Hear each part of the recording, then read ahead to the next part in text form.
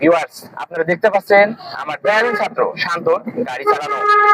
আসলে নতুন ড্রাইভিং ছাত্রগুলি আসলে কি ভালোভাবে গাড়ি চালাতে পারে কি না পারে তা আপনারা আজ বাস্তবে ভিডিওতে দেখতে পাচ্ছেন।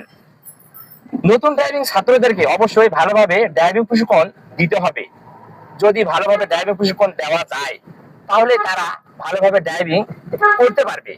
আর যদি ভালোভাবে ড্রাইভিং গ্রহণ না করতে পারে, ভালোভাবে ড্রাইভিং প্রশিক্ষণ অনুশীলন যদি না করতে পারে এবং ট্রেনার মাস্টার যা শিখিয়ে দিবে সেই গাইডলাইন গুলি যদি একজন ড্রাইভিং ছাত্র মনে রাখে তাহলে সে ভালোভাবে গাড়ি চালানোর প্রশিক্ষণ গ্রহণ করে ভালোভাবে গাড়ি চালাইতে পারবে।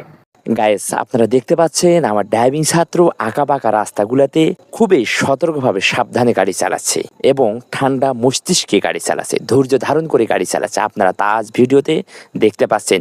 ফুলবাড়ি ড্রাইভিং প্রশিক্ষণ কেন্দ্রে সে আসলে কেমন গাড়ি চালানো শিখছে তা আপনারা আজ বাস্তবে ভিডিওতে দেখতে পাচ্ছেন।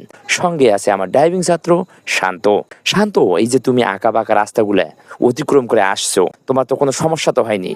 তোমাকে তো এর আগেও আমি প্রশিক্ষণ দিয়েছি যে আসলে একজন ড্রাইভিং ছাত্র তুমি কিভাবে এই আঁকাবাঁকা রাস্তাগুলোতে গাড়ি চালাবে। তাহলে যখন তুমি আঁকাবাঁকা রাস্তায় গাড়ি চালাবে তখন কোনো গাড়িকে চাপ দেওয়া যাবে না।